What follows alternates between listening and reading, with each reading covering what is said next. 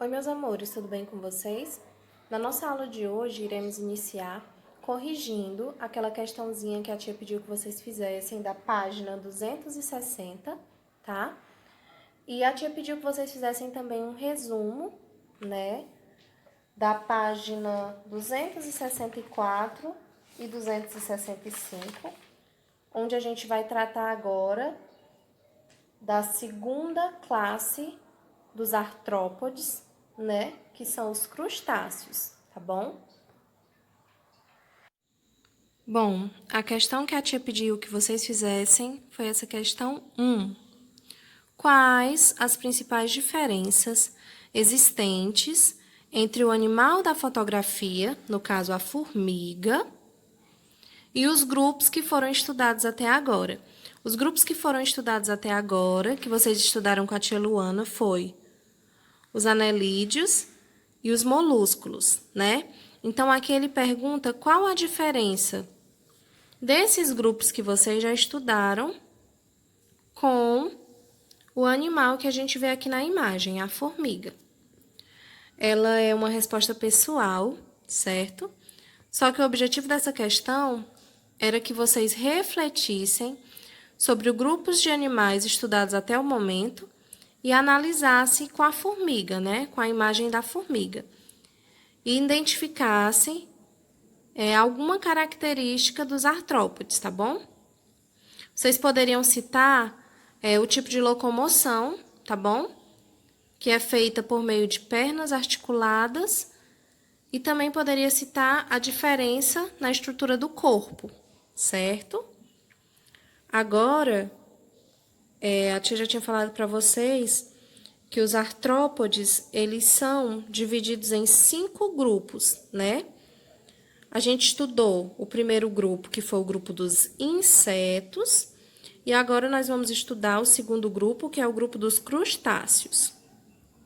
O que é esses crustáceos, certo? Os crustáceos, eles fazem parte do grupo dos artrópodes, tá? Tia, vamos relembrar o que é artrópodes. Artrópodes são invertebrados, são animais invertebrados, que invertebrados são aqueles que não têm a coluna vertebral, certo? E eles se caracterizam pela presença de apêndice ou de pernas articuladas, tá bom? Esses crustáceos, eles apresentam diversas formas, diversos hábitos e diversos tamanhos, certo? A maioria da vida desses crustáceos são vida livre e eles podem ser encontrados no ambiente marinho, na água doce ou no solo, tá? Alguns exemplos dos crustáceos são as lagostas, os caranguejos, os siris, os camarões, tá? E os tatuzinhos de jardim.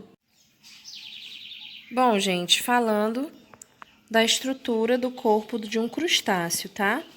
Aqui nós temos como exemplo uma lagosta e a organização do corpo de um crustáceo ele é muito variável, tá bom? Seguindo o exemplo do nosso livro, da página 264, ele nos traz uma lagosta, né?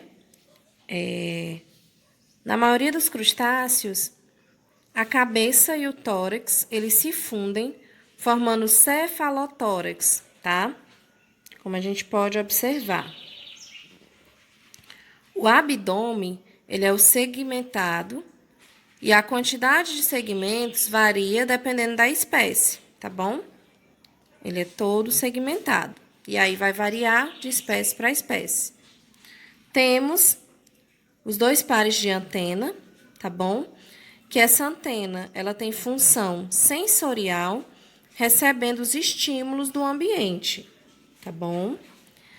E temos os apêndices, né? Os apêndices dos crustáceos.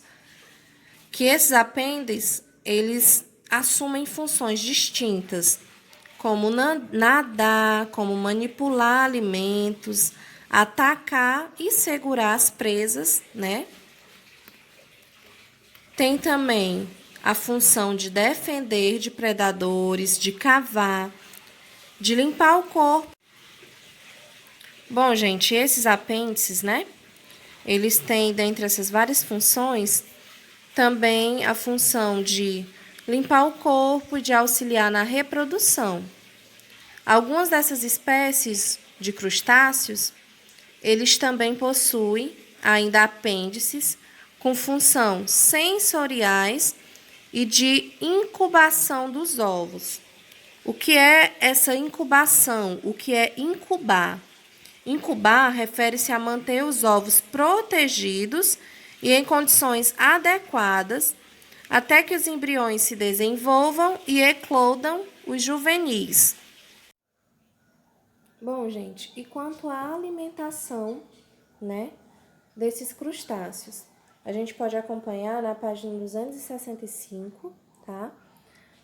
A alimentação desses crustáceos, eles também é uma forma bem variada, tá bom? Existem espécies que são herbívoras, onívoras, carnívoras e parasitas.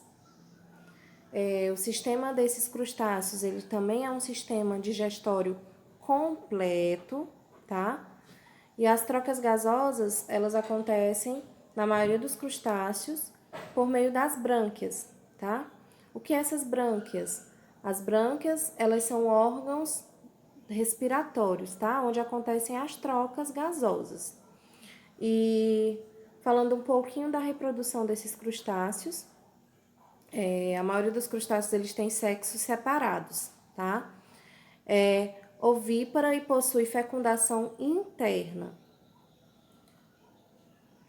Os ovos, eles podem se desenvolver dentro do corpo da fêmea ou também no meio externo, como é o caso dos insetos, né? O seu desenvolvimento, ele pode ser indireto, com a observação da fase larval, ou direto, em que os jovens já são semelhantes aos adultos, mas menores e sexualmente imaturos, né? Como é a fase que a gente viu da metamorfose completa e da metamorfose incompleta.